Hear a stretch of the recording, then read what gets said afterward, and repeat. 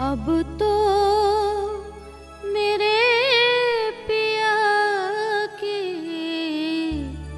दया ना समावे इंड। चर्चा प्रारंभ होत है, सुनो साथ चित दे। भजो राज श्यामा श्री प्राणनाथ, सखी जीवन हमारो ये। श्री महामति कहे ऐसाथ जी, भया चर्चा का बखत। अब तुम सुनियो चित्त दे, लाल आगे आए बैठे इन तखत। लाल आगे आए बैठे इन तखत।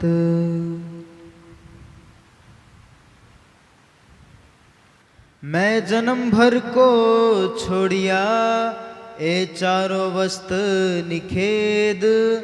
वस्त भई मोहे प्राप्त, पाया माया माहे भेद। पाया माया माहे भेद, एह आया यो साथ में।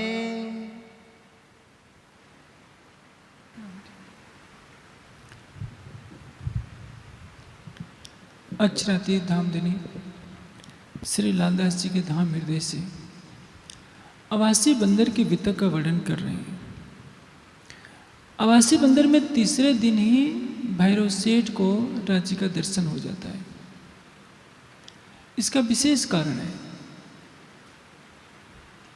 प्राय देखा जाता है कि लोग घर द्वार छोड़कर महात्मा तो बन जाते हैं, लेकिन आत्मनिरीक्षण की प्रवृत्ति उनमें वैसी नहीं होती जितनी तीक्ष्ण प्रवृत्ति एक बुरे व्यक्ति में होती है। जब किसी बुरे व्यक्ति को ठोकर लगती है कि मैंने इतना पाप किया, तो सच्चे हृदय से उस पर विचार करता है कि नहीं, यदि मैंने पाप किया तो मुझे इस पाप को तुरंत छोड़ देना है। नित्य का कथन है, एकाकी चिंत्यमाना परम श्रेयम अधिगच्छति। अकेले में सोचने वाला श्रेष्ठ कल्याण को प्राप्त होता है।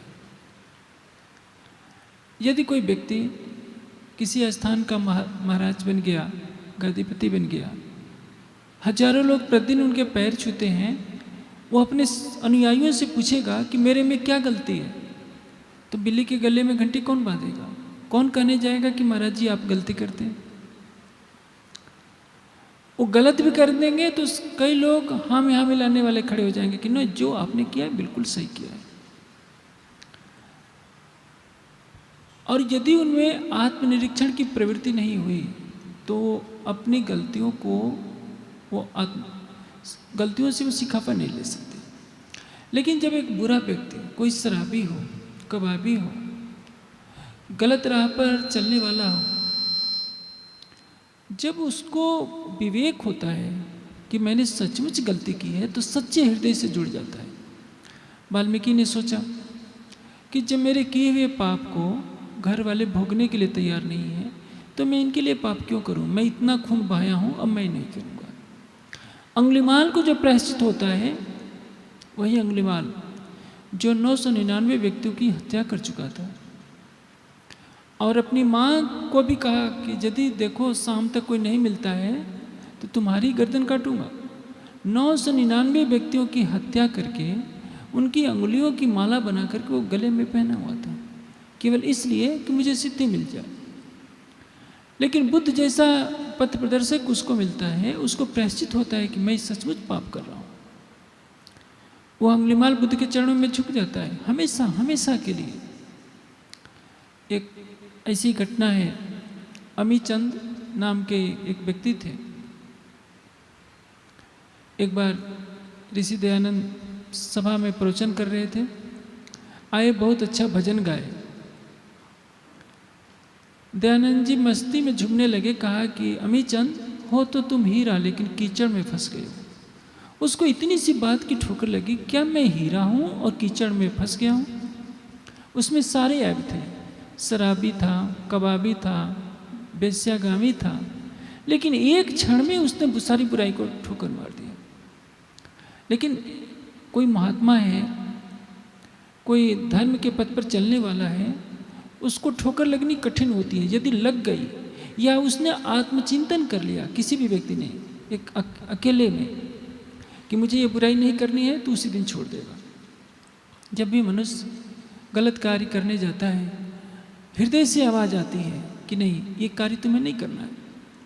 लेकिन बुरे संस्कार जब हावी होते हैं तो अंतरात्मा की आवाज़ को वो अनसुना कर देता है और धीरे धीरे उसकी प्रवृत्ति बन जाती है अंतरात्मा की आवाज़ को अनसुना करने की।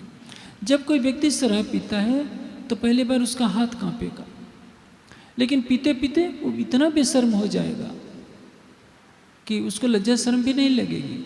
चोरी करने के लिए जब व्यक्ति पहली बार जाएगा उसको भय लगेगा, धीरे धीरे वो ढीठ बन जाएगा, बाद में उसके अंदर से लज्जा चली जाती है। उसको समझाइए तो भी वो छोड़ना नहीं चाहेगा। यही कारण है कि हर व्यक्ति को आत्मनिरीक्षण करना चाहिए। एकांत में बैठकर रात्रि को सोने से पहले हर व्यक्ति को आत्मनिरीक्षण करना चाहिए कि मैंने आज कोई पाप तो नहीं किया, मन वाणी कर्म से किसी का हृदय तो नहीं दिखाया, किसी का अनुचित धन तो नहीं लिया, कोई अभक्ष्य आहार तो नहीं किया, और यदि किया है तो मुझे नहीं करना है।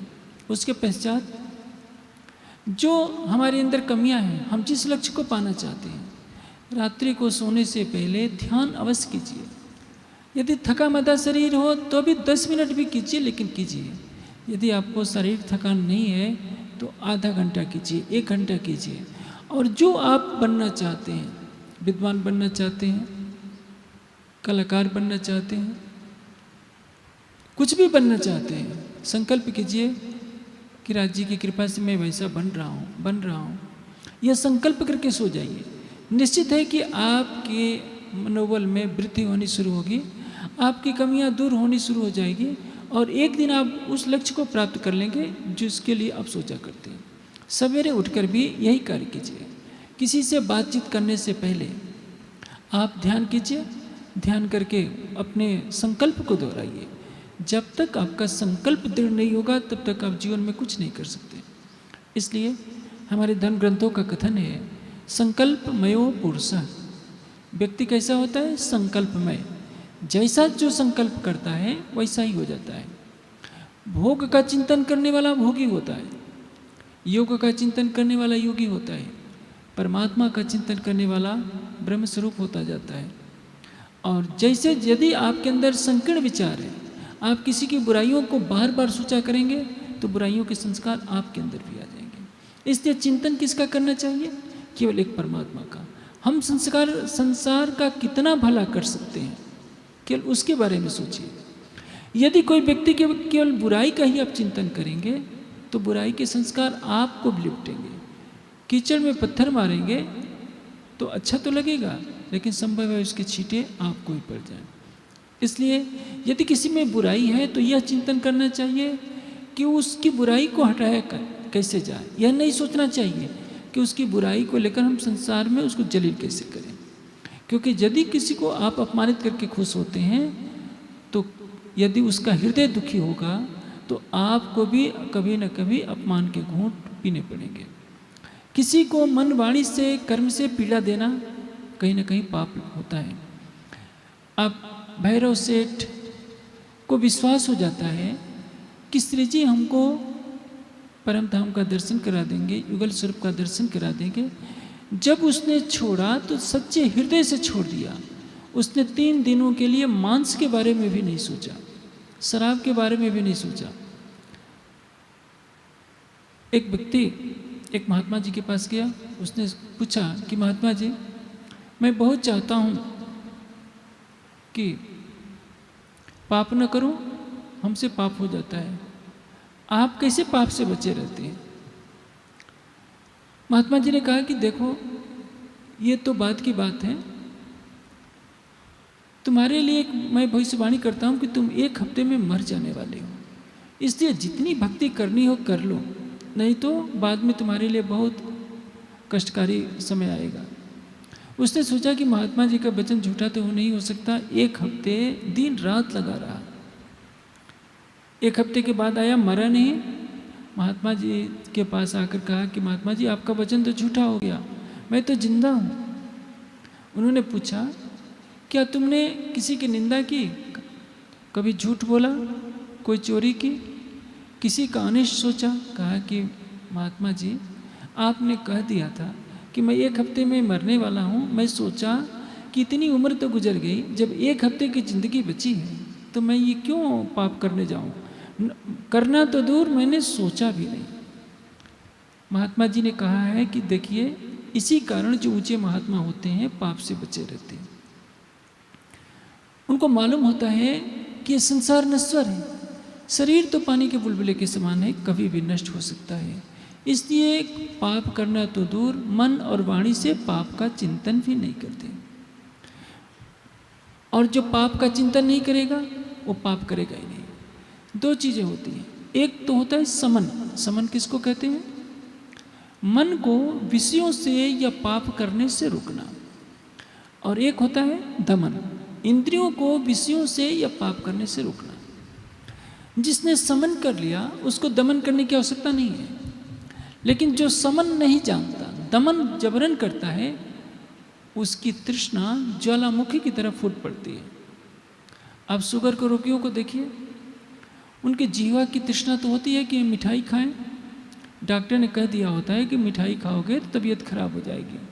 सबको बता बता कर कहेगा कि नहीं मुझे चाय फीकी बनाना, लेकिन जब देखेगा कि कोई नहीं देख रहा है तो कई दिन की तृष्णा एक बार में छिप करके खा लेगा, पूरी कर लेगा। कोई देख नहीं रहा है इसलिए मिठाई खा लेगा। तृष्णा उसके अंदर बनी रहती है, वो ज्वालामुखी होकर के फूटती है। जलेबी बनाने वाला जलेबी की तरफ आकर्षित नहीं होता, क्योंकि वो दिन रात देखता रहता है, वो उससे अलग हो चुका है। लेकिन जो जलेबी साल में 1 बार खाता है उसको देखकर ललच जाता है, क्योंकि उसके पास विवेक नहीं है। सांख्य शास्त्र में कपिल जी कहते हैं अनिष्टकरम तु स्यात् विषय चिंतनम।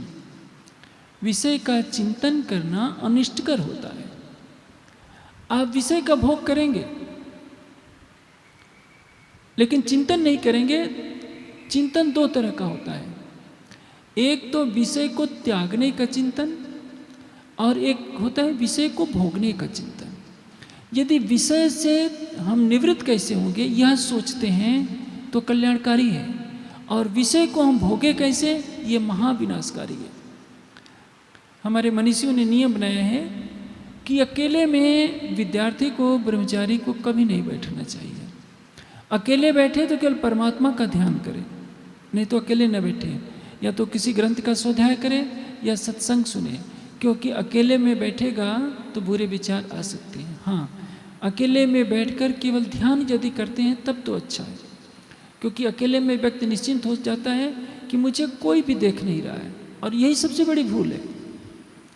हृदय में जो बैठा हुआ है वो तो हमारी हर गतिविधि को देख रहा होता है, हम क्या सोच रहे हैं और क्या करने जा रहे हैं। सबसे बड़ा नास्तिक वह होता है जो यह मानता है कि हमें कोई नहीं देख रहा है। यदि कोई व्यक्ति मंदिर में रहने लगे, मस्जिद में, गिरजाघर में रहने लगे, गुफा में रहने लगे, आंखें बंद करके ध्यान करने लगे, तो इसका मतलब यह नहीं है कि वो सबसे बड़ा आस्तिक हो गया। सबसे बड़ा आस्तिक वह होता है जो यह सोचता है कि चाहे मैं पर्वतों में चला जाऊं, गुफाओं में चला जाऊं, समुद्र की गहराई में छिप जाऊं, कहीं भी रहूंगा, मेरे हर कार्य को कोई देखने वाला है, मेरे मन में क्या हो रहा है इसको भी कोई सोचने वाला है। और यदि कोई यह सोच ले कि कोई न कोई मुझे देख रहा है, वो पाप हरगिज नहीं करेगा। वही सबसे बड़ा आस्तिक होता है, भले वो भगवे कपड़े पहने या न पहने, गृहस्थी रहे या कहीं भी रहे। लेकिन जो ये सोचता है कि सर्वशक्तिमान परमात्मा की शक्ति मुझे देख रही है, वो सपने में भी मन वाणी कर्म से पाप नहीं कर सकता है।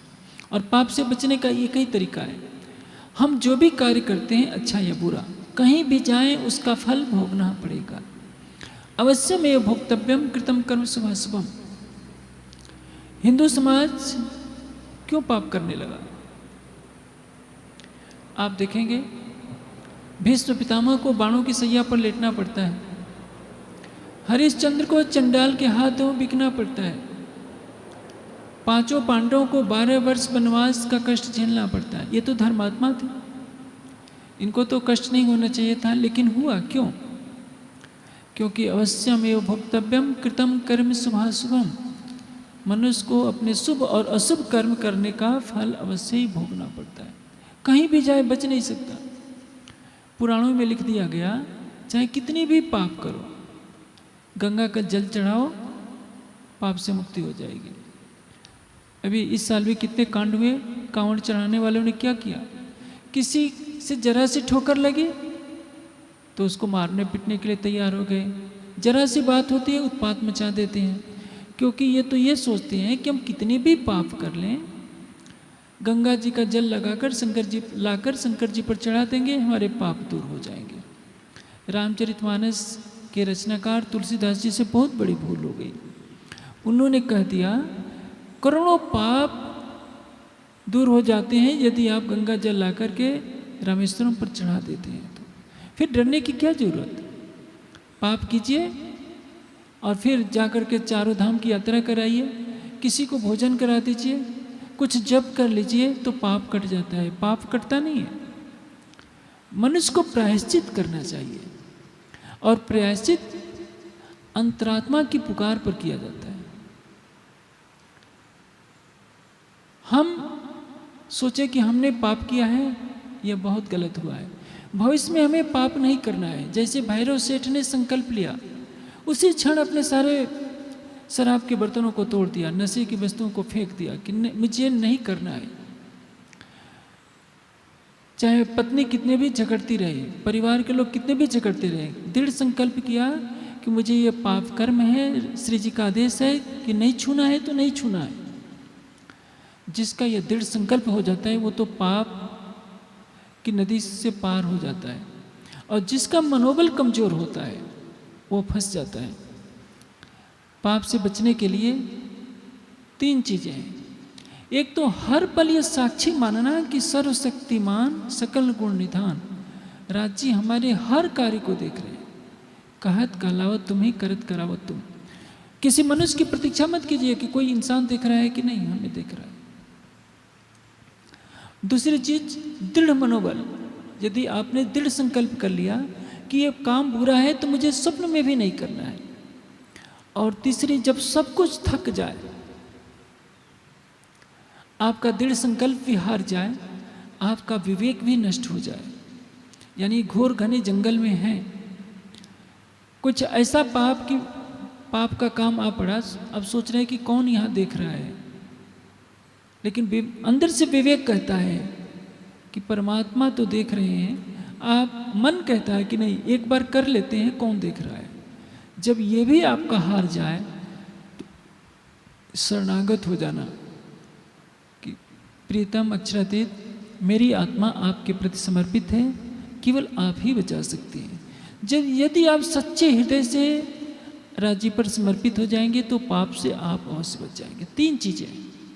लेकिन इनमें यदि आपने चतुराई दिखाई, कौन देख रहा है, किसी को पता ही नहीं चलेगा, मैं एक पाप कर लूँ, उसको कोई नहीं बचा सकता। समर्पण है नहीं, राज्य पर विश्वास है नहीं, राज्य पर ध्यान की भक्ति की प्रबलता है नहीं, तो क्या होगा। जो प्रतिदिन अपने हृदय में ध्यान करता है, यदि वो पाप करना चाहेगा भी तो पाप उससे हो नहीं पाएगा। पैर अवश्य फिसलेगा, लेकिन राज्य उसको गिरने नहीं देंगे। यदि वह सच्चे हृदय से राज्य को पुकारता हो कि राज्य मुझे हर पाप से बचाए रखना, राज्य की जिम्मेदारी होती है और वो बचाए रखते हैं। लेकिन यदि आप कितने भी तपस्वी हैं, कितने भी आपने साधना की है, यदि आपका अहंग है कि मेरे जैसा कोई निर्मल नहीं है, तो एक दिन पाँव अवश्य फिसलेगा और आप पाप के कीचड़ में अवश्य फंस जाएंगे। 3 चीजें मैंने कही।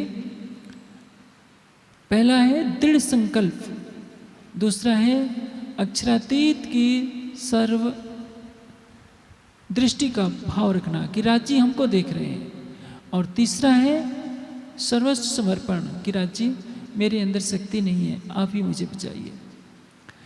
भैरव सेठ के पास ये तीनों था। राज्य पर सर्वस्व समर्पण कर दिया कि आपने कहा कि तंबाकू छोड़ दो, शराब मांस छोड़ दो, मैंने छोड़ दिया। सच्चे हृदय से समर्पण किया कि राज्य आप मुझे दिखा दीजिए, मैंने तो छोड़ा है। और विवेक जागृत हो गया कि नहीं, ये मैं गलत कार्य करता रहा हूँ। इन तीनों का फल उसको मिला। लोग कई कई साल चितवनी करते गुजार देते हैं, सारी उम्र गुजर जाती है, दर्शन नहीं होते, और भैरव सेठ को केवल तीसरे दिन दर्शन हुआ। हमें भी हो सकता है यदि हम भैरव सेठ की तरह हम भी सच्चे हृदय से कुछ भी करें। गीता में एक बात कही गई है कि विषया विनिवर्तन्ते निराहारस्य देहिनः। मनुष्य, एक बात है, विषयों का सेवन न करे इंद्रियों से, लेकिन मन से उसका चिंतन करे, तो इसको क्या कहते हैं? मिथ्याचार। जैसे आप मिठाई खा नहीं रहे हैं, लेकिन उठते बैठते आप मिठाई के बारे में सोच रहे हैं, आपकी जीवा रस नहीं ले रही है, लेकिन मन तो रस ले रहा है। और जैसे जैसे ये मन रस लेता रहेगा, उसके संस्कार प्रबल होते जाएंगे, और एक दिन इतने प्रबल हो जाएंगे कि आप विवश हो जाएंगे खाने के लिए। इसलिए मन से विषय का चिंतन करने की अपेक्षा विषय का सेवन कर लेना कम खतरनाक है। जो विषयों का चिंतन करता है एक न एक दिन विषयों की खाई में अवश्य गिरेगा। यही कारण है कि जो भी मनीषी होते हैं उनके लिए एक नियम है, उठते बैठते सोते जागते दम न छोड़े मासूक को जाके असल हक निस्बत। हम अपनी आत्मा की डोर राज्य के चरणों से बांधे रखें, केवल राज्य के प्रेम में डूबे रहें। राज्य का प्रेम हमें माया से कोसों दूर रखेगा। इसलिए तो इंद्रावती जी कहती हैं, माया गए पोताने घेर हवे आत्म तो जज्ञानी के। जब आत्मा जागृत हो जाएगी राज्य की वाणी का प्रकाश लेकर, ईमान लेकर, प्रेम लेकर, तो माया भाग जाती है।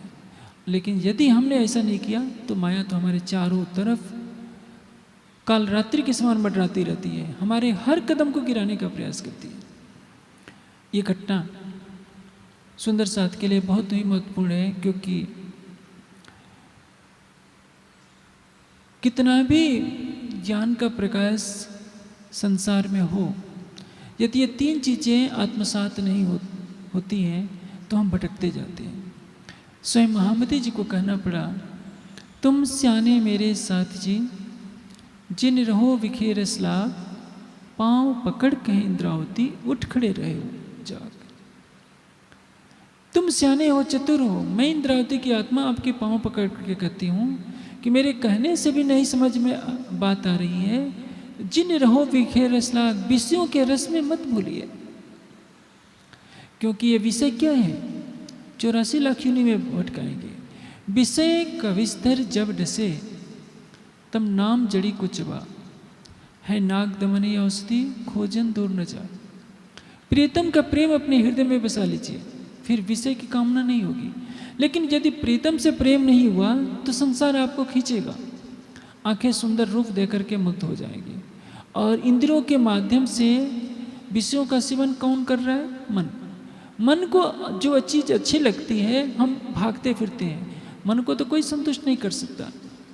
जीवा अच्छे अच्छे पदार्थों का भोजन करना चाहेगी, त्वचा कोमल स्पर्श चाहेगी, नासिका सुगंध चाहेगी, कान मधुर ध्वनि चाहेंगे। इन 5 इंद्रियों के सुखों में ही सारा संसार का सुख है, और कोई सुख नहीं है। और सुख भी है तो क्षणिक है, लेकिन सारी सृष्टि इन्हीं के पीछे भागी जा रही है। आप यूरोप के अंदर जाइए, वहाँ का जीवन क्या है? भौतिक सुख बहुत है, धन संपदा बहुत है, कहीं धूल धक्कड़ नहीं दिखाई पड़ेगी, लेकिन अधिकतर लोग नास्तिक हैं। रूप रंग खूबसूरत है, हृदय में पवित्रता नहीं है, संवेदना नहीं है, कोई किसी के दुख में भागी नहीं है। सवेरे का जलपान होता है चिकन से बियर से, दोपहर को गाय का मांस या चिकन और बियर, रात को भी वही खाना पीना सोना, बस पशुओं का जीवन है। आत्मा क्या है, परमात्मा क्या है, इस विषय का चिंतन वहाँ नहीं है। हाँ, सड़कें चमचमाती हुई दिखेंगी, अच्छे अच्छे भवन दिखेंगे, इतना अनाज पैदा होता है कि समुद्र में फेंकना पड़ता है, किसी चीज़ की कमी नहीं है। लेकिन सब सुख क्या है? भौतिक सुख। जीवा का सुख है, त्वचा का सुख है, आँखों का सुख है, और सुख भी क्षणिक। इनके पीछे दुनिया भागी जा रही है। भारत के लोग भी अपनी आध्यात्मिक सुख को खो बैठे हैं। वो किसके पीछे भाग रहे हैं? भौतिक सुखों के पीछे। पेरिस का एक नवयुवक 19 साल का था, उससे मंसूरी में मिला था। गर्मी का मौसम था, मैं भी 1.25 महीने के लिए गया हुआ था मंसूरी। मेरे कमरे में आकर के कुछ घंटे ठहरा रहा। मैंने उससे पूछा कि तुम्हें भारत में आकर कैसा लगता है? तो वो हंसने लगा, कहा कि जब मैं किसी भारतीय को अपने देश पेरिस में आते हुए देखता हूँ तो मुझे बहुत हंसी आती है कि मैं तो शांति के लिए भारत की गली गली में भटक रहा हूँ, और यह भारत के लोग हमारे देश आते हैं केवल पैसे के लिए।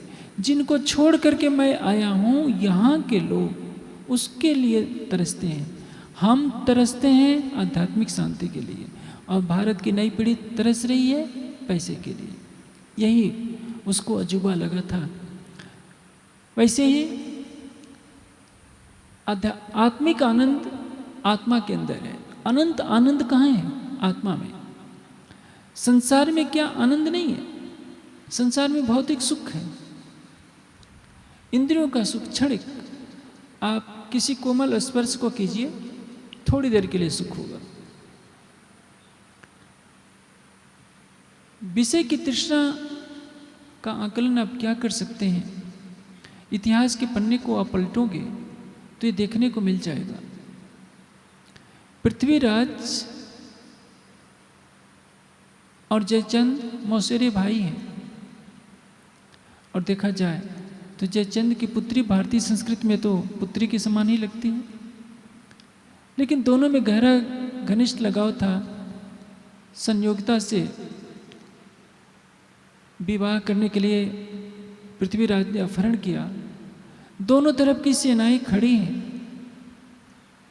और 2-2 कदम पर तलवारें चली। दोनों ओर के बड़े बड़े सेनायक मारे गए, जिसका परिणाम क्या हुआ? मोहम्मद गोरी के आक्रमण को पृथ्वीराज झेल नहीं सके। एक सुख तृष्णा तो थी संसारिक सुख का। यही वह भारत है जिसमें जब मेघनाद का वध हुआ, मेघनाद की पत्नी सुलोचना आती है, कहती है कि मैं उस वीर को देखना चाहती हूँ, उस बाण को देखना चाहती हूँ जिस बाण से मेरे पति को मारा गया, और उस वीर को भी मैं देखना चाहती हूँ। राम की सेना में आकर के बोलती है। राम ने लक्ष्मण को बुलाकर कहा कि लक्ष्मण वो बाण दिखा दो। लक्ष्मण आए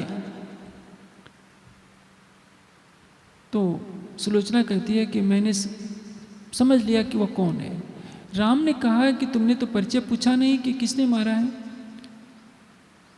सुलोचना कहती है कि लक्ष्मण जी की दृष्टि को देखकर ही मैं समझ गई कि यही व्यक्ति हो सकता है जो मेरे वीर पति की मृत्यु का कारण बन सकता है, क्योंकि लक्ष्मण ने कभी मेरे चेहरे की तरफ दृष्टि ही नहीं उठाई, और मैं समझ गई कि इसी में इतनी शक्ति हो सकती है जो मेघनाद जैसे महान वीर का वध करे।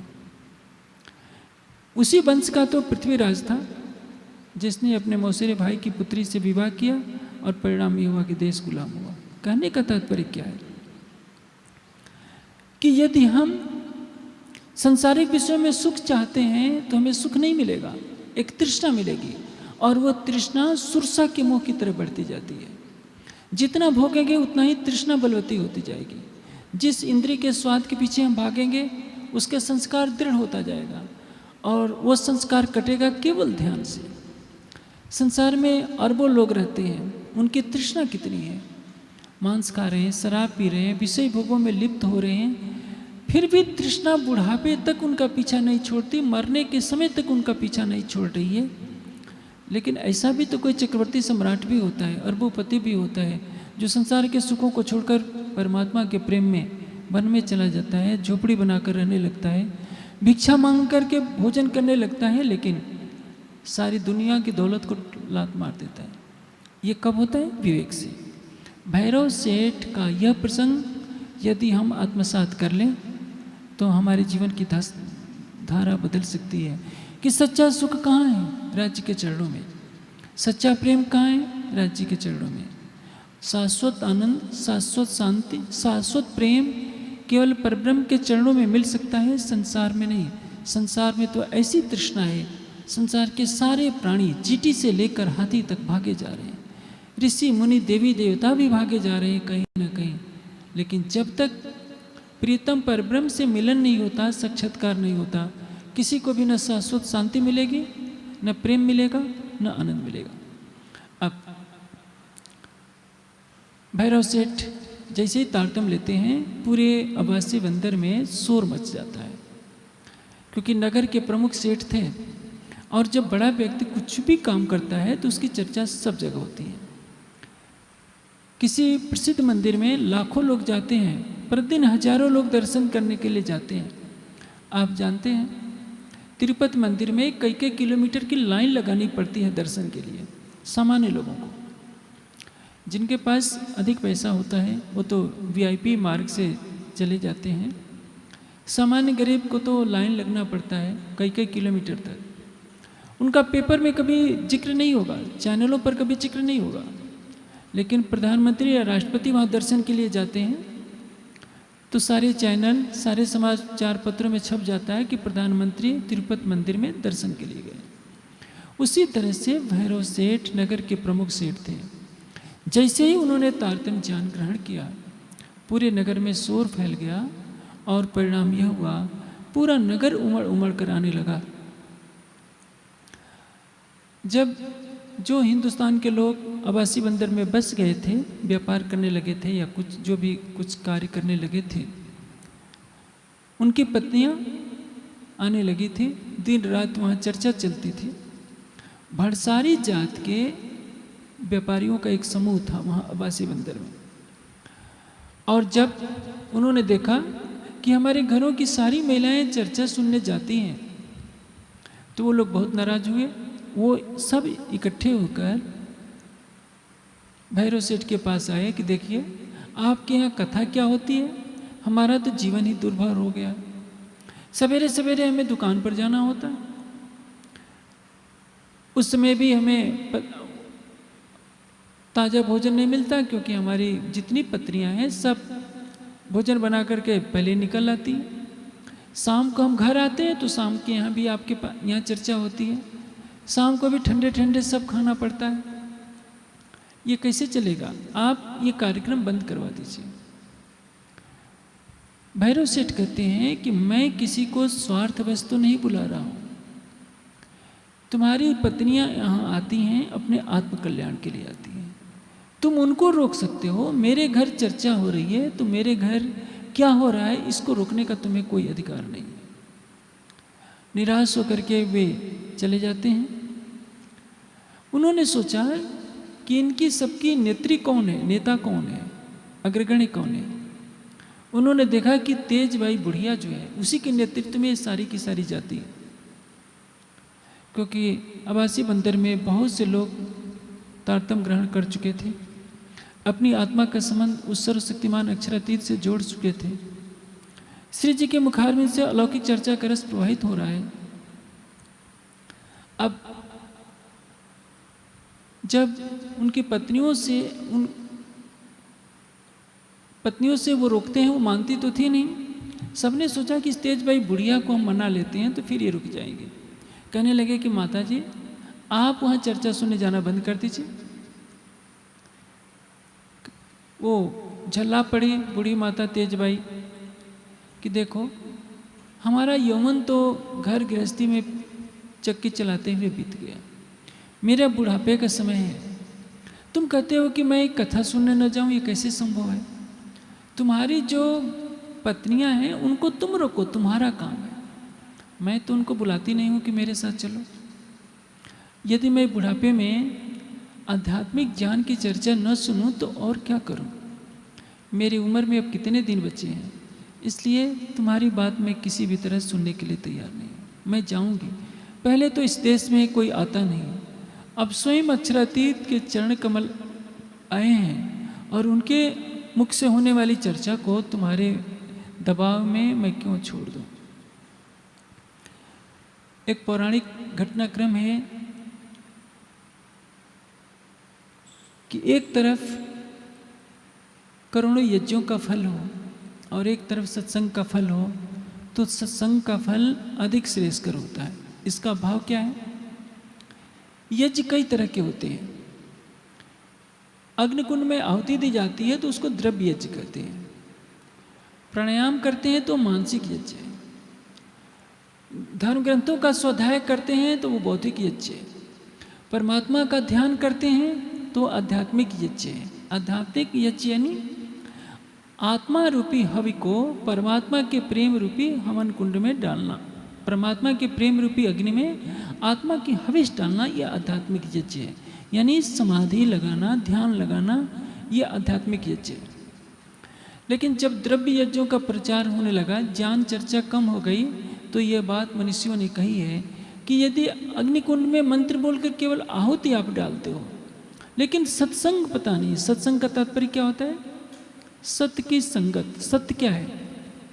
परमात्मा सत्य है, परमात्मा का ज्ञान सत्य है और परमात्मा से प्रेम करने वाले सत्य हैं, क्योंकि सत्य ही सत्य से प्रेम कर सकता है। सांचारी साहिब सांच सो पाइए, सांच को सांच है प्यारा। हमारे जिस कार्य से अखंड की संपदा मिलती हो वह सत्संग है। भैरव सेठ से पहले ही उन्होंने झटकी सुन रखे थे। तेज बाई बुढ़िया के भी कठोर शब्द उनको सुनने पड़े। अब वो जाकर के अपनी पत्नियों से लड़ने लगे कि सोचा कि न तेज बाई बुढ़िया मान रही है न भैरव सेठ मान रहे हैं, तो हमें अपनी पत्नियों से तो लड़ने का अधिकार है। दज्जाल क्या होता है? दज्जाल कोई व्यक्ति नहीं है, अज्ञानता का अधिकार। कहीं पत्नी दज्जाल बन जाती है, कहीं पति दज्जाल बन जाता है, कहीं परिवार के अन्य लोग दज्जाल बन जाते हैं। हमारे और धनी की राह में जो बाधक बनता है वही माया का रूप है। पौराणिक मान्यता में हम उसको कलयुग कह सकते हैं, दार्शनिक मान्यता में अज्ञान कह सकते हैं और कतेब की मान्यता में दज्जाल कहते हैं। मुसलमान लोग जब नमाज पढ़ते हैं तो दाएं बाएं देखते हैं। उनसे पूछा जाए दाएं बाएं क्यों देखते हो? कहते कि दज्जाल की तरफ हम देखते हैं कहीं आ तो नहीं गया। दज्जाल आता नहीं है, दज्जाल तो मन में बैठा होता है। दज्जाल करत कछु ऐसा मन को करे दखल, दोस्त को दुश्मन करे फिराए देवे सब कल। हमारे मन में ही तो अज्ञानता का अंधकार है। यदि इस मन में ज्ञान का प्रकाश हो जाए, विवेक की दृष्टि आ जाए, वैराग्य आ जाए, समर्पण आ जाए, तो यही मन हमें प्रीतम परब्रह्म से मिला देता है। मन ही देवे सत्साहिवी, मन ही करावी फजीत। मन में सच्चाई आ जाए, मन सच्चा तो कटौती में गंगा, नहीं तो दिन रात गंगा में जो नहाते रहते हैं, गंगा के किनारे रहने वाले पंडे क्या परम धाम थोड़े देख लेते हैं। आप किसी भी मंदिर में रहिए, किसी भी नदी के किनारे रहिए, यदि आपका मन पवित्र नहीं है तो आपको कुछ भी मिलने वाला नहीं है। जाके हृदय सांच है ताके हृदय आप मन को निर्मल बनाइए। मन की खटपट जब मिटे चटपट दर्शन हो। आप आंखें बंद करके ध्यान कर रहे हैं, मन में खटपट है, तो राज्य कहाँ से आएंगे? राज्य कहीं से न कहीं सबसे निकट होते हुए भी सबसे दूर है। और पवित्र बनाने का क्या साधन है? जो चित्त में जन्म जन्मांतरों के संस्कार हैं, वे संस्कार आपके मन को प्रेरित करते हैं कि आप संसार के विषयों में भटकिए। अच्छे संस्कार अच्छाई की तरफ ले जाएंगे, बुरे संस्कार आपको बुराई की तरफ ले चलेंगे।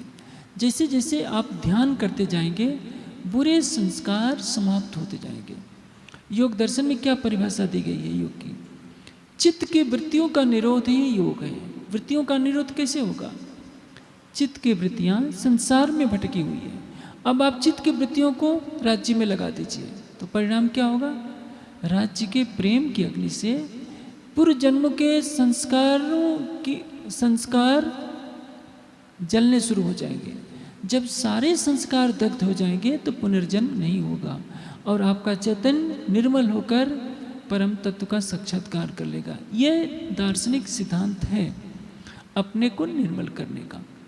यदि आप केवल पूजा पाठ को ही सब कुछ मानते हैं, स्नानम समर्पयामि, पुष्पम समर्पयामि, नैवेद्यम समर्पयामि, मिष्टान्नम समर्पयामि करते रहते हैं, केवल घंटी घड़ियाली बजाएंगे, 2 मिनट भी 5 मिनट भी आंखें बंद कर अपने प्राणेश्वर को नहीं पुकारेंगे तो क्या होगा?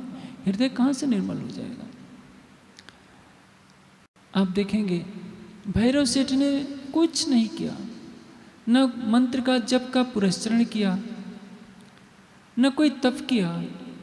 3 चीजें उसने ले ली, राज्य पर अटूट समर्पण, अटूट विश्वास, विषयों का शुद्ध हृदय से परित्याग और दर्शन की तीव्र इच्छा। इन चीज़ों ने भैरव सेठ को तीसरे दिन दर्शन करा दिया। अंगुलिमाल को 2 दिनों में ही भिक्षुक बना दिया और वाल्मीकि को ऐसी अखंड समाधि लगा दी कि उनके शरीर पर दिमकों ने घर बना लिया। बस उनको तो भी पता नहीं चला कि मेरा शरीर मिट्टी से ढक गया है। अन्यथा संसार में जगह जगह जाइए, लाखों योगी हैं, 70 लाख महात्मा इस देश में, 70 लाख में 700 भी क्या 70 भी व्यक्ति 70 लाख में 70 यदि ब्रह्मज्ञानी हो जाए, आत्मदर्शी हो जाए तो समझ लीजिए बहुत अच्छी स्थिति है। दौड़ तो सभी रहे हैं लेकिन मार्गदर्शन सही नहीं है, इसलिए कोई लक्ष्य तक पहुंच नहीं पाता। कि सच्चे हृदय से कोई अपनी भूल स्वीकार करने को राजी नहीं है। जिस दिन राज्य को साक्षी रखकर हर कोई सच्चे हृदय से अपनी भूल मान लेगा कि नहीं मैंने ये गलत किया है और अब मन से भी वाणी से भी किसी भी कीमत पर स्वप्न में भी ये कार्य नहीं करना है, तो निर्मल होने में पल भर की देर नहीं लगेगी। अब वो जाकर उन अपनी पत्नियों को फटकारते हैं कि देखो बहुत दिन हो गए चर्चा सुनते सुनते, तुम भोजन बनाकर सवेरे भी भाग जाती हो, रात को भी चली जाती हो, ये कब तक चलेगा? क्या हम भूख हो रहे हैं? क्योंकि आजकल का समय तो दूसरा होता है। आजकल 10 बजे दुकानें खुलते हैं, लोग देर से आते हैं। पुराने ज़माने में आजकल की तरह आधुनिकता नहीं थी, सवेरे सवेरे ही दुकानें खोलनी होती थी व्यापारियों को। तो निश्चित है कि ताज़ा भोजन तो तब भी नहीं मिलता था। आजकल तो व्यक्ति घर से भोजन करके, ताज़ा भोजन करके अपनी दुकान पर जाता है, अपने कार्यालय में जाता है। उस जमाने में ऐसा नहीं था। सबकी पत्नियों ने कहा कि देखिए हमने तन मन से आपकी सेवा की है, हमारा विवाह तन से हुआ है, आत्मा से आपका विवाह, हमारा विवाह नहीं हुआ है। हमारी आत्मा प्रियतम परब्रह्म की है और हमने अपनी आत्मा को परब्रह्म के चरणों में सौंप रखा है। यदि आप नहीं जाने दोगे तो क्या होगा? हम शरीर छोड़ने के लिए तैयार हैं। यदि तुम्हें शरीर चाहिए ना, तुमने हमसे विवाह किया है तो दावा करते हो कि हम तुम्हारे पतिदेव हैं, हमारा स्वामित्व है, तो ठीक है शरीर आपको मिलेगा। हम शरीर छोड़ सकती हैं लेकिन चर्चा में अवश्य जाएंगे और हमारे मुर्दे शरीर को आप रखना, जो करना वो करना। कौन चाहेगा कि हमारी पत्नी मरे? जरूर धमकी दी जाती है कि हम घर से निकाल देंगे, हम ये कर देंगे, हम ये कर देंगे। हाँ, इस मुस्लिम समाज में तो असंभव है, 3 बार तलाक कहा पिंड छूट जाता है। हिंदू समाज में तो धर्म से भी द्रोही माना जाता है, क्योंकि भारतीय संस्कृति में कभी सोचा भी नहीं गया कि पति पत्नी में अलगाव होगा। इसलिए तलाक जैसी बात पर किसी भी ऋषि मुनि का ध्यान नहीं गया। भारतीय संस्कृति में तलाक होता ही नहीं। कानून के अनुसार तलाक की मान्यता भी है तो पहले तो जेल जाना पड़ेगा पूरे परिवार को, बाद में कुछ और होता है। उस युग में भी जब पत्नियों ने कहा कि हम मरने के लिए तैयार हैं तो पति महोदय सारे डर गए कि चलो भाई, जब तक इनके भाग्य में है कथा सुनना, ये सुने, हम रूखी सूखी बासी खाकर गुजारा कर लिया करेंगे। और वही हुआ, दृढ़ संकल्प। ये घटना हमें क्या सिखा रही है? जहां सत्संग होता है, सुंदर साथ कोई ना कोई बहाना बना लेते हैं, हमारा ये काम होता है इसलिए हम नहीं आ पाते। आपके काम कब खत्म हुए हैं और कब होंगे, क्या किसी ने कभी सोचा है? सृष्टि में आज तक कभी किसी का काम न खत्म हुआ है न कभी हो सकेगा। सबसे बड़ा कार्य क्या है? एक मनीषी का कथन है, 100 काम छोड़कर समय पर भोजन कीजिए, 1000 काम छोड़कर स्नान कीजिए, 1,00,000 काम छोड़कर स्वाध्याय कीजिए, ब्रह्मवाणी का चिंतन कीजिए, और करोड़ काम छोड़कर परमात्मा का चिंतन कीजिए। लेकिन सुंदर साथ भी किसको प्राथमिकता देते हैं? हमारा संसार का यह काम है, चर्चा छूट जाए, सब छूट जाए, लेकिन यह कार्य नहीं छूटना चाहिए। हो सकता है कुछ काम जरूरी होते हैं, लेकिन मैं देखता हूँ गुजरात वालों के भी तो काम होते हैं। आप देखिए, अभी गुजरात के सुंदर साथ गए, अभी आने वाले हैं। गुजरात में कोई कार्यक्रम हो तो उत्तर भारत का सुंदर साथ नाम मात्र को दिखता है।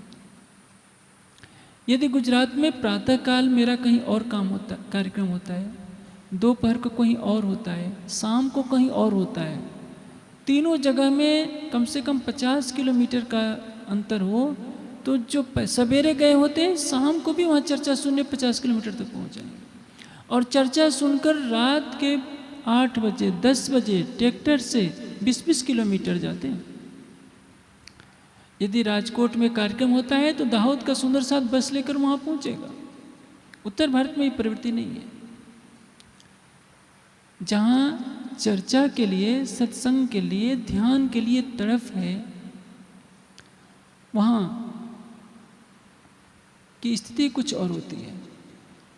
इस साल तो भीड़ कुछ अच्छी भी दिख रही है, कभी कभी तो वितक में स्थिति कुछ और हो जाती है। गुजरात में ऐसी शिकायत कहीं नहीं मिल सकती है। छोटे से छोटे गांव में भी चले जाइए तो लोगों की भीड़ घेर लेगी। यानी हमें अपनी प्रवृत्ति को बदलना होगा कि हम काम का बहाना लेकर कहीं ना कहीं राज्य के ज्ञान से, राज्य के प्रेम से स्वयं को वंचित कर देते हैं। सबसे बड़ी संपदा हमारी क्या है?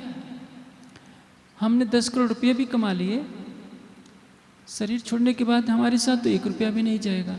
लेकिन जो हमारे हृदय में ज्ञान का प्रकाश है, जो हमारे हृदय में राज्य के लिए प्रेम है, वही हमारी अखंड संपदा है।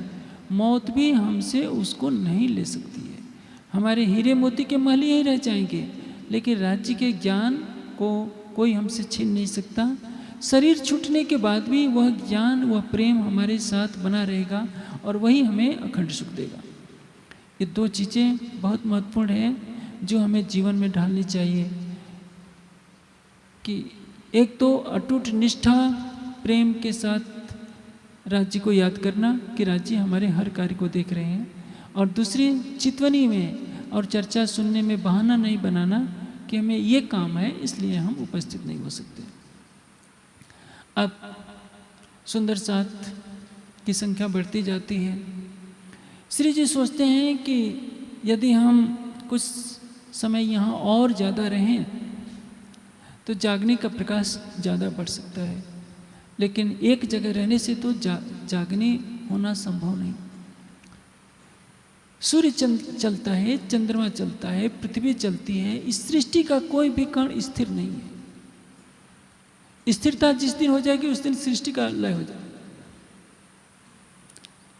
इसलिए श्री जी जब सुंदर साथ से कहते हैं कि भाई सुंदर साथ जी अब मुझे कहीं और जाना है, तो भैरव सेठ जो शराब कबाब में डूबा रहता था फुट फुट कर रोने लगते हैं कि धाम देने इस मुस्लिम देश में आकर, आवासी बंदर जैसी जगह में आकर आपने मुझे अक्षरातीत की पहचान कराई है, हमारा हाथ पकड़ा है माया में आकर, आप हमको छोड़कर क्यों चले जाएंगे।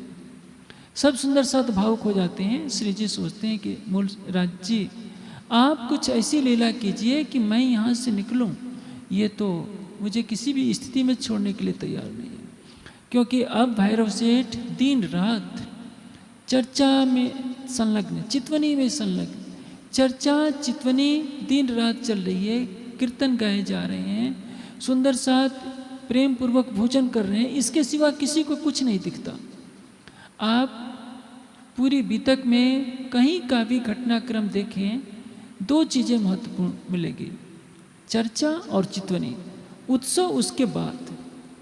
हमारे समाज ने चर्चा और चितवनी को छोड़ दिया, उत्सव को ले लिया है कि उस समय भी उत्सव मनाए जाते थे। उत्सव मनाना मतलब अच्छे अच्छे पकवान बनाना, खाना और खिलाना। ये तो कोई भी कर सकता है, पकवान बनाना, खाना और खिलाना तो बड़ी बात नहीं है। आजकल तो बीतक में भी मुझे सुनने को मिलता है कि यहाँ 56 भोग बनाए गए।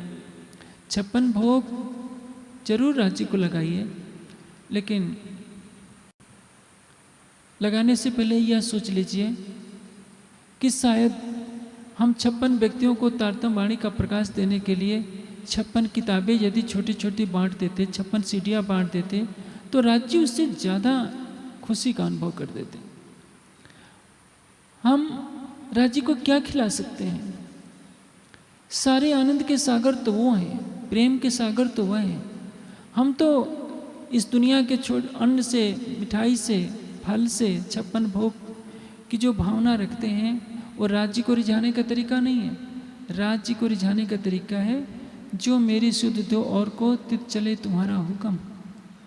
हम अज्ञानता में भटकते हुए प्राणियों को परम धाम की राह दिखाएं, उनके स्वरूप की पहचान कराएं कि तुम कौन हो, कहाँ से आए हो। शरीर और संसार को छोड़ने के पश्चात तुम्हें जाना कहाँ है, तुम्हारी आत्मा का अनाद प्रीतम कहाँ है, कैसा है, और उसको पाने का वास्तविक मार्ग क्या है। भैरव सेठ के हृदय की व्याकुलता देखकर श्री जी भी स्तंभित हो जाते हैं और सोचते हैं कि सब कुछ मैं मूल स्वरूप पर छोड़ता हूँ। जागने का प्रवाह तो चलता ही रहेगा, इसलिए मूल स्वरूप की प्रेरणा से वहाँ का हाकिम बदल जाता है। ऐसा हाकिम आ जाता है जो बहुत ही खूंखार है, वह किसी हिंदू को सहन नहीं कर सकता। आप मुस्लिम देशों में जाइए, आपको वहाँ चर्चा प्रवचन करने का अधिकार नहीं है। भारत में 100 हिंदुओं का मकान होगा, उसमें एक मुस्लिम होगा, क्रिश्चियन होगा, आप आसानी से वो कार्यक्रम कर सकता है।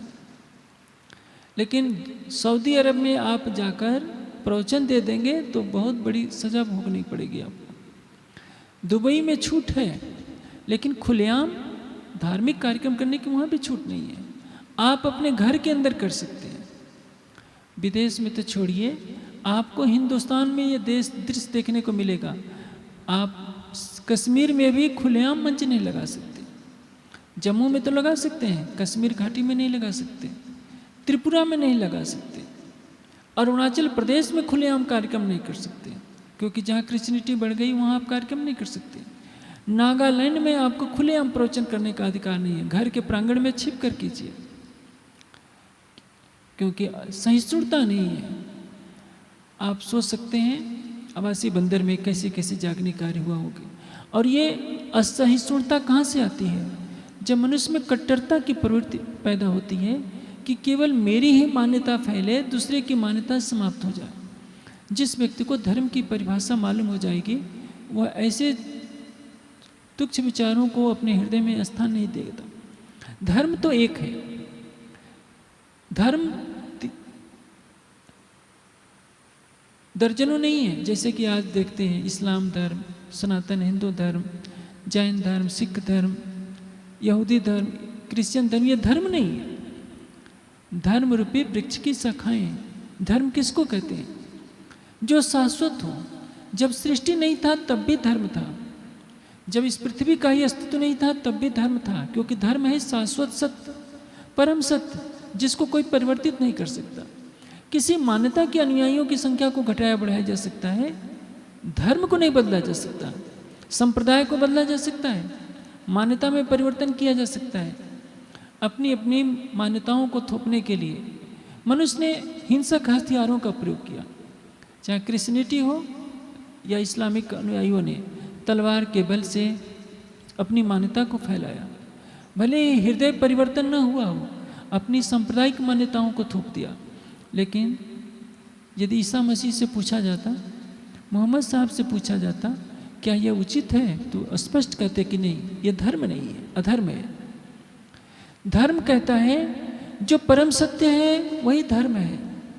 हमने सांप्रदायिक सिद्धांतों को मनुष्य पर थोपा और कहा कि यदि आप ये बात नहीं मानोगे तो हम आपको बहिष्कृत करेंगे। हमारे समाज में भी तो ऐसा होता है। कहीं आप किसी मंदिर में जाएं तो आपसे कहा जाता है कि तारतम सुनाओ, नहीं तो आपको ठहरने नहीं दिया जाएगा। आपके गले में कंठी है कि नहीं? कंठी है तो आपको जगह मिलेगी, कंठी नहीं है तो जगह नहीं मिलेगी। पूछा जाए क्या कंठी ही धर्म है? कंठी धर्म पहनना धर्म नहीं है। कंठी एक सांप्रदायिक मान्यता है, एक वेशभूषा है। उसको धारण करना धर्म नहीं है। धर्म के लक्षणों को धारण करना धर्म है। राज्य पर हमारा ईमान है, अटूट विश्वास है, प्रेम है, वो हमारा धर्म है। हम किसी वेशभूषा को धारण करते हैं या नहीं, ये शाश्वत धर्म नहीं है, ये सांप्रदायिक मान्यता है। इसलिए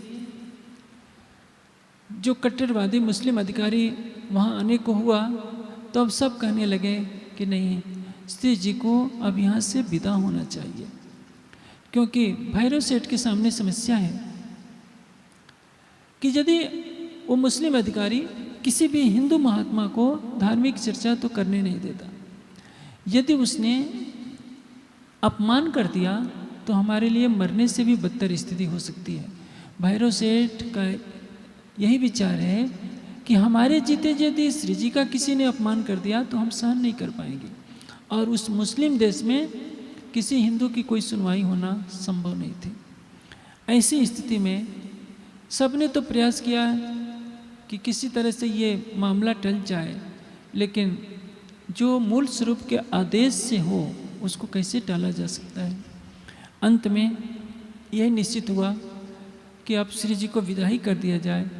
सबने यथासंभव जितनी सामर्थ्य थी सबने भेंट में लाकर द्रव्य, वस्त्र, धन संपदा श्री जी के चरणों में सौंपी, क्योंकि श्री जी के साथ काफ़ी सुंदर साथ थे। जागने कार्य में धन की आवश्यकता पड़ेगी। सबने अपनी अपनी भेंट श्री जी के चरणों में रखी और श्री जी को भीगी आंखों से विदा किया कि कितने सौभाग्य से धामधनी के चरण कमल पड़े। आप सोचिए, उस युग में पैदल चलना होता था, नावों से चलना होता था। आजकल की तरह तो नहीं कि 5 घंटे में चाहें तो कहाँ से फ्लाइट से आराम से सऊदी अरब पहुँच जाएंगे। कितने दिन के 17 दिन जहाज में बैठे बैठे तब श्री जी वहाँ पहुँचे होंगे। जो 17 दिन की यात्रा थी आज कुछ घंटों में पूरी हो जाती। अब श्री जी वहाँ से मस्कस बंदर से चलते हैं, कोक बंदर आते हैं, पुनः लाठी बंदर आते हैं और लाठी बंदर से आकर पुनः ठट्ठा नगर आते हैं। ठट्ठा नगर में जिंदादास माली और ठाकुरी बाई मिलते हैं। श्री जी को प्रेम पूर्वक अपने घर ले जाते हैं। गरीब हैं लेकिन दिल के गरीब नहीं है, दिल के अमीर हैं। सेवा कब होती है? जब दिल में भाव होता है। धन से सेवा नहीं होती है। लोगों के धन तो बहुत होते हैं, लेकिन यदि दिल में गरीबी है तो उस धन की निरर्थकता ही होती है।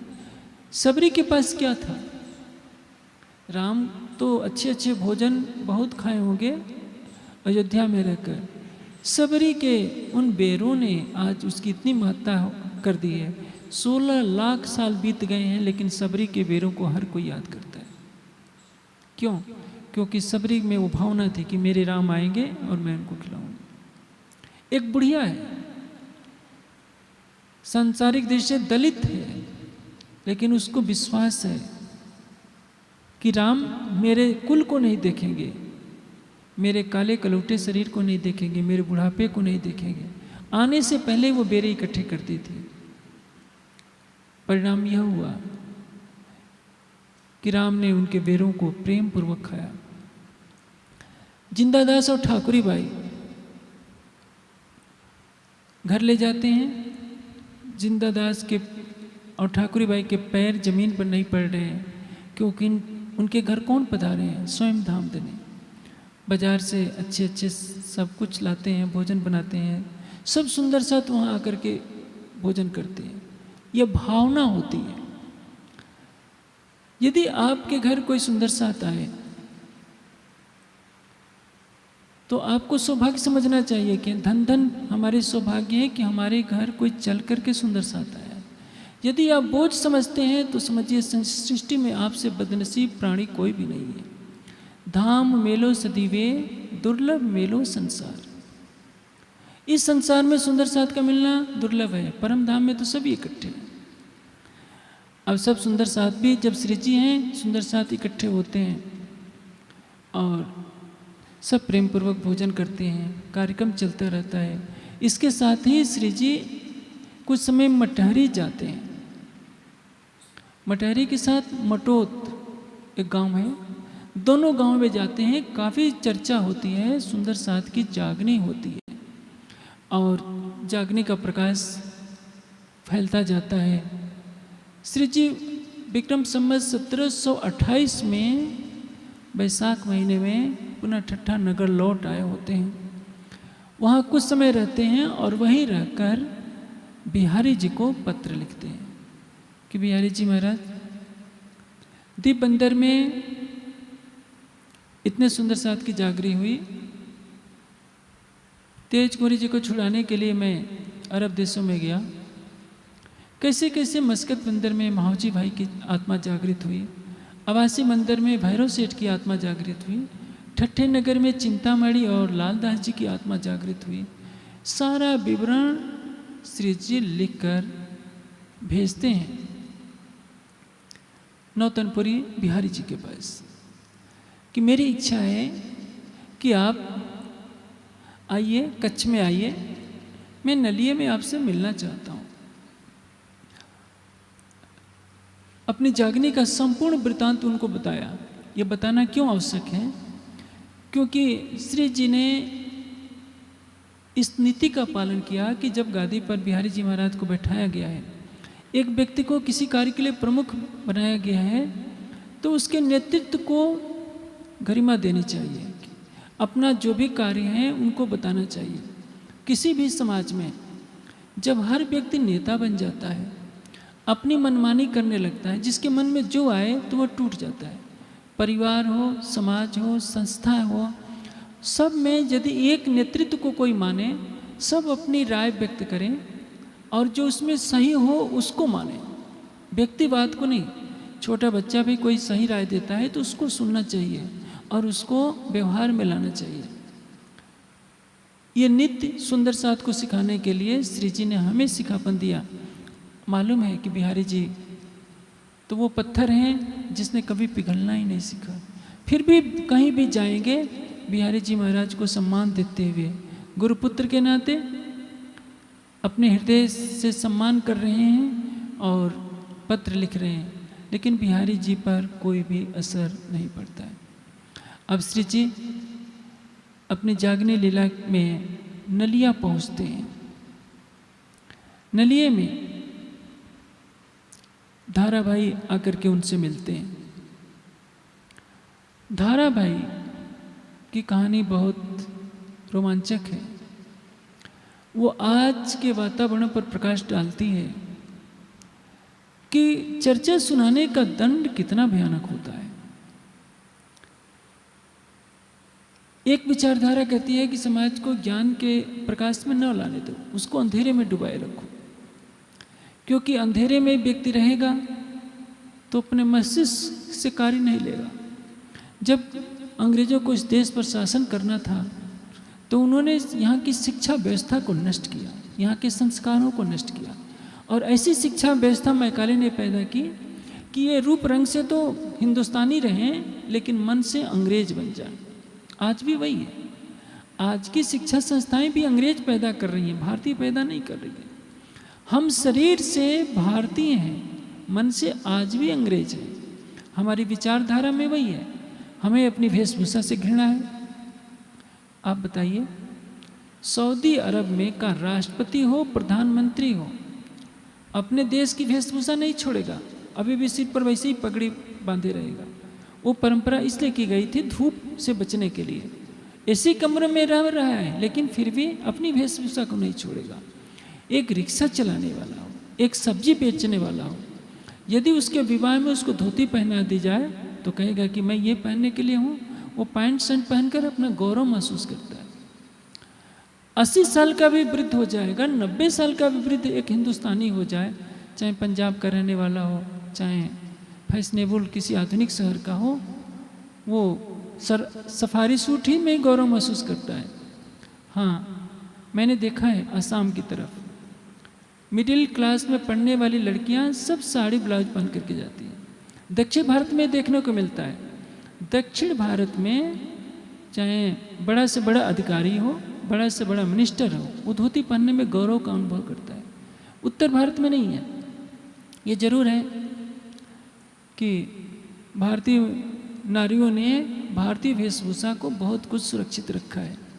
मेरे कहने का अर्थ क्या है कि आज देश 300 साल क्या 1000 सालों की गुलामी में अपनी मूल संस्कृति, भाषा, वेशभूषा से कहीं न कहीं हीन भावना रखता है। धार्मिक क्षेत्र में भी यही चल रहा है। धाराबाई की कहानी इसी के इर्द गिर्द घूमती है। धाराबाई ने यही अपराध किया है कि वाणी चर्चा सुनाई है और उसका परिणाम समाज से निष्कासित होना पड़ता है। कोई शरण नहीं देता है। धाराबाई जैसी स्थिति आज भी समाज में चल रही है। यदि आप समाज में वाणी का प्रकाश करेंगे, जो परमधाम की आत्माएं हैं उनको अच्छा लगेगा, लेकिन सबको अच्छा नहीं लगेगा। उन लोगों को अच्छा नहीं लगेगा जो यही चाहते हैं कि वाणी का प्रकाश होने ही ना पाए, क्योंकि जिस दिन वाणी का प्रकाश हो जाएगा उस दिन सुंदर साथ व्यक्तिवाद, गादीवाद, स्थानवाद सारी मर्यादाओं को तोड़कर एक अक्षरातीत से मिलन कर लेगा। हमारे और धनी के बीच में क्या बाधा है? यदि ब्रह्मवाणी का प्रकाश है तो हमारी आत्मा के धाम हृदय में अक्षरातीत बसते हैं। यह तथ्य हमें मालूम हो जाए, यदि हम सिंधी की इस चौपाई को अंगीकार कर लें कि हक नजीक शहरक से आड़ो पटन द्वार, खोली आंखें समझ के देखती न देखे भरतार। जिसने इस चौपाई को आत्मसात कर लिया वो कर्मकांडों के जाल में कभी नहीं फंसेगा। स्थानों की महत्ता से परे अक्षरातीत के सिंहासन को अपने हृदय में महसूस करेगा।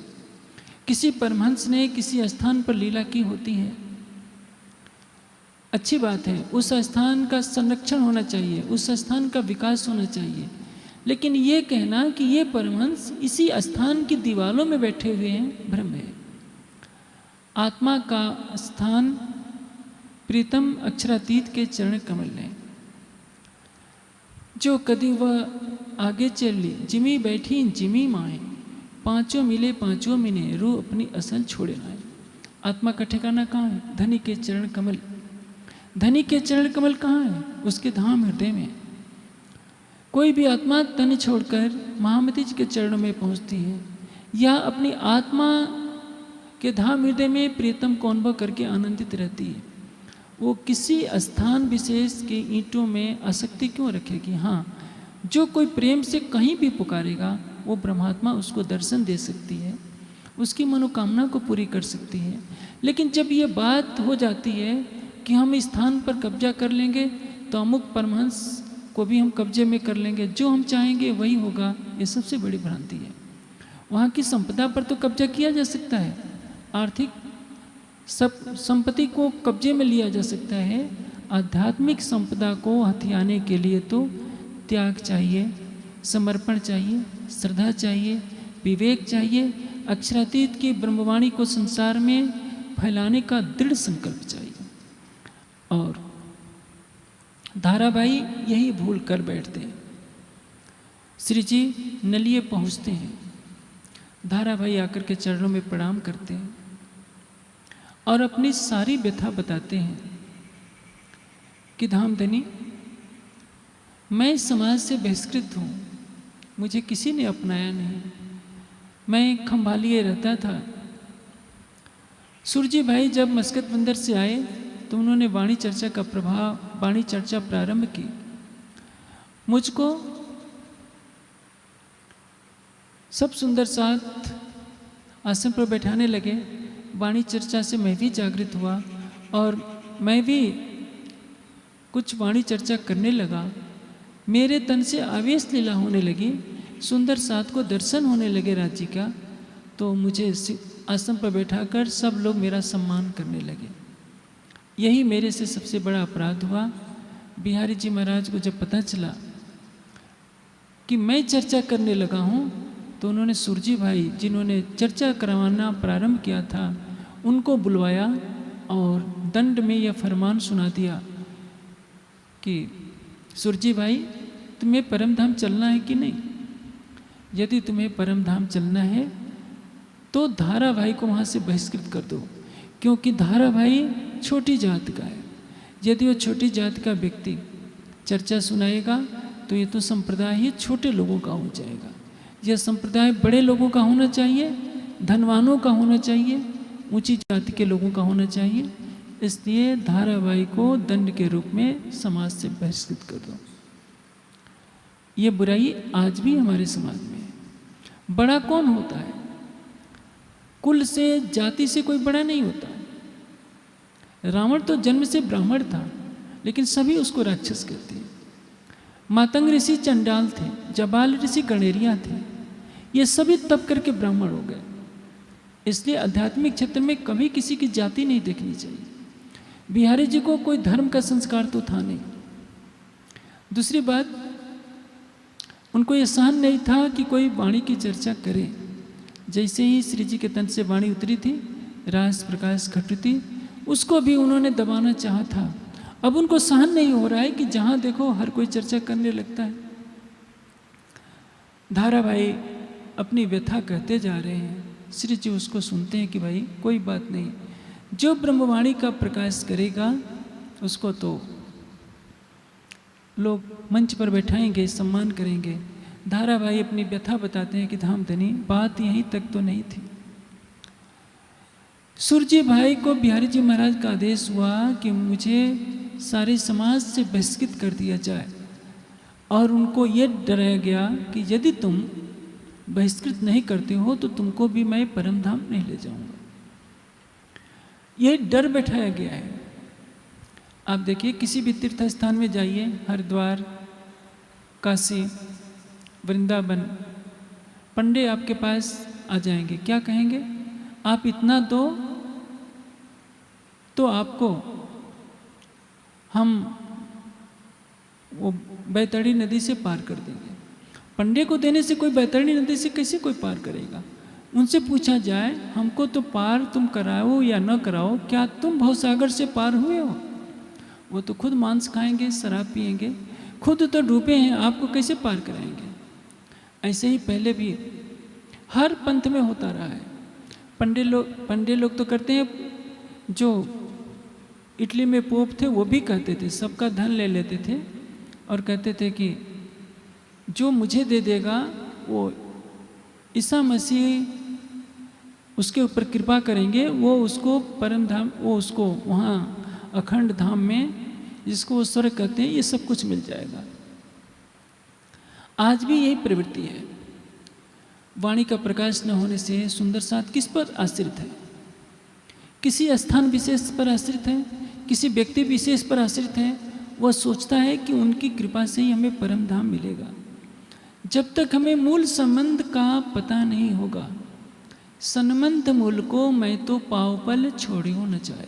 महामती जी ने क्या कहा है? एक पल के चौथाई हिस्से के बराबर भी मुझे मूल संबंध को नहीं छोड़ना है। जिसने मूल संबंध को छोड़ दिया उसने सब कुछ छोड़ दिया। ब्रज में गोपियों ने मूल संबंध को पकड़े रहे। मूल संबंध से ज़्यादा महत्वपूर्ण जब परिवार दिखने लगा, तब काल माया का पतन हो गया।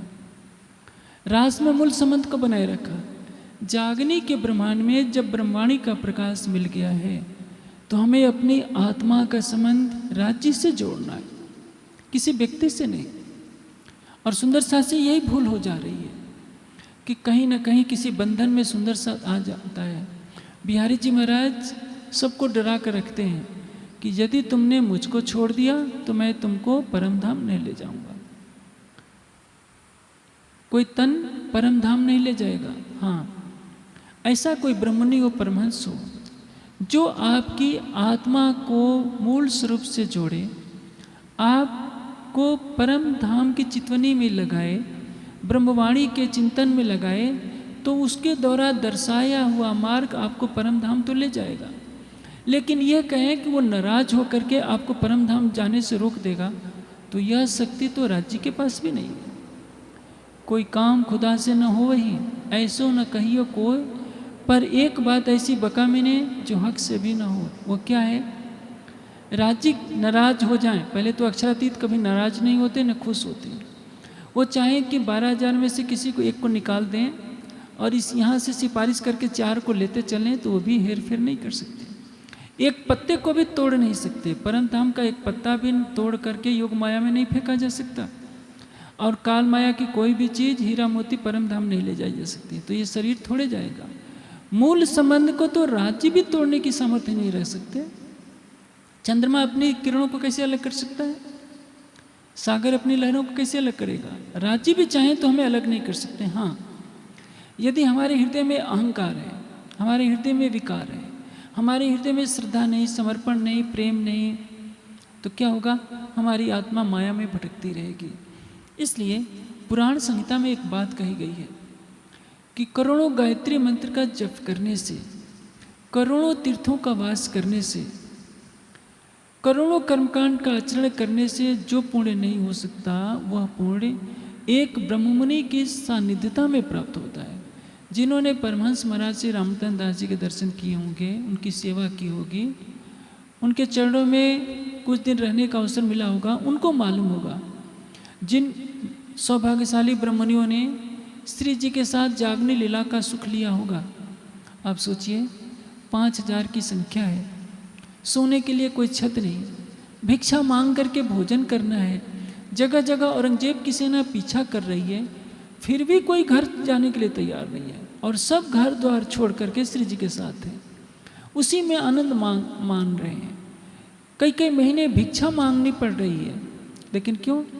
और श्री जी के अंतर्ध्यान की बात सुनता है जो जहाँ सुना वहीं गिरकर शरीर छोड़ दिया। सेठ लक्ष्मण दास जैसे, जिनके पास अरबों की दौलत थी, सब कुछ छोड़ छाड़ कर, तो धन तो चला गया, राज्य के चरणों में आ जाते हैं। कहने का से क्या है? हमारे हृदय में सत्य ज्ञान का प्रकाश होना चाहिए और उस ज्ञान के अनुसार हमारा आचरण होना चाहिए। यदि हम ऐसा करते हैं तो हमें परम धाम की राह अवश्य मिलेगी। लेकिन सूरजी भाई डर गए कि बिहारी जी महाराज गादीपति हैं, यदि ये कृपा नहीं करेंगे तो हमें परम धाम जाने को नहीं मिलेगा, क्योंकि उसमें वाणी का प्रकाश नहीं हो पाया था, और वाणी का प्रकाश न होने से ये डर आज भी बैठा रहता है कि पता नहीं अमुक महाराज जी नाराज हो जाएंगे तो हमें परम धाम का सुख नहीं मिल पाएगा। ऐसा नहीं, आप अपने प्राणेश्वर को रिझाइए, वह आपकी आत्मा के धाम हृदय में बसता है। हाँ, किसी ब्रह्ममुनि का मन से, वाणी से, कर्म से कभी अपमान न कीजिए, ये पाप हो जाएगा। लेकिन जो सच्चा मार्ग दिखा रहा है उसका अपमान न कीजिए।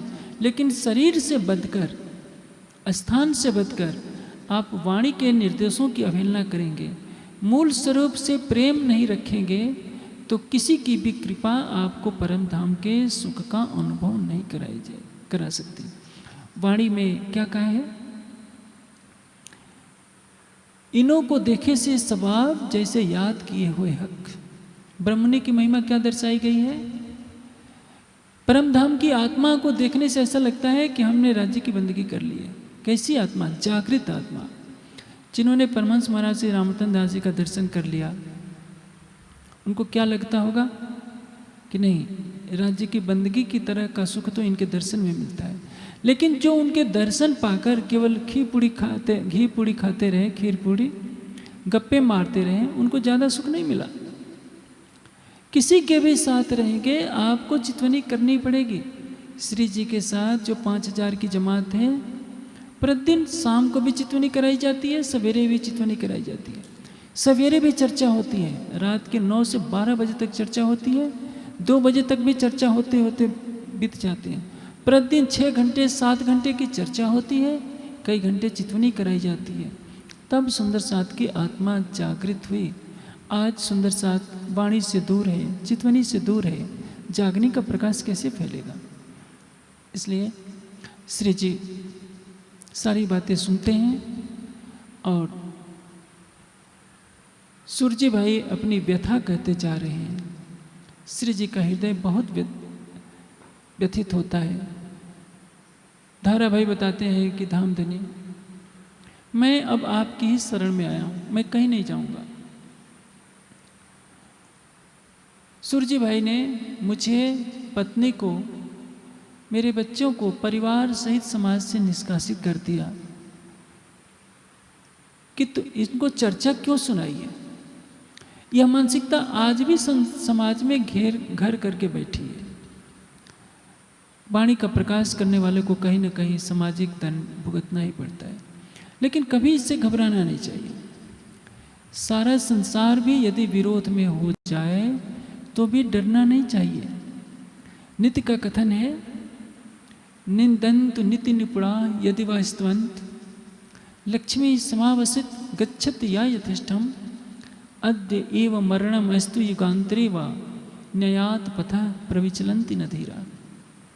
नित्य में निपुण व्यक्ति निंदा करें या स्तुति करें, लक्ष्मी आए या चली जाए, यानी हम धनवान रहें या कंगाल करें, आज ही मृत्यु हो जाए या युगों के बाद, लेकिन न्याय के सत्य के मार्ग से धैर्यशाली पुरुष कभी पीछे नहीं हटते हैं।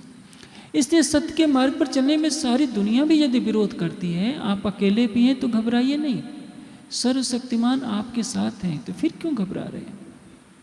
इसलिए कर्तव्य पथ पर बढ़ते जाना चाहिए, ब्रह्मवाणी का प्रकाश लेकर। 100 हाथों से बटोरने का, 1000 हाथों से लुटाने का माध्य रखकर आगे बढ़ते जाइए। राजितु आपके साथ हैं। अब सब कुछ सुनाते जाते हैं। धारा भाई श्री जी सुन रहे हैं, आगे की चर्चा सुनेंगे आप कल कि श्री जी क्या करते हैं धारा भाई के उस व्यथा को सुनकर, और बिहारी जी महाराज और श्री जी के बीच में क्या क्या घटना घटित होती है। ये नलिये की बीतक है, जिसका कुछ अंश मैंने आपको सुनाया कि धारा भाई के साथ जो अन्याय हुआ, किसके नाम पर, केवल गादी के नाम पर, कि बिहारी जी को सहन नहीं है कि मेरे सिवा कोई और भी चर्चा सुनाए, कोई परम धाम की ब्रह्मवाणी का प्रकाश करे। और छोटी जाति का आदमी यदि ऊंची आस्थान पर बैठ करके चर्चा सुनाए, ये तो उनको सहन ही नहीं सकता था। अब चुपाई तो रहे।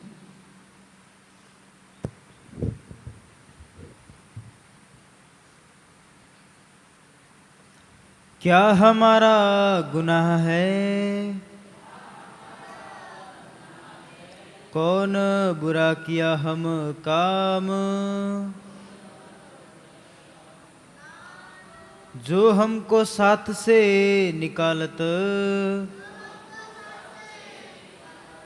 देश ठौर ए गाम,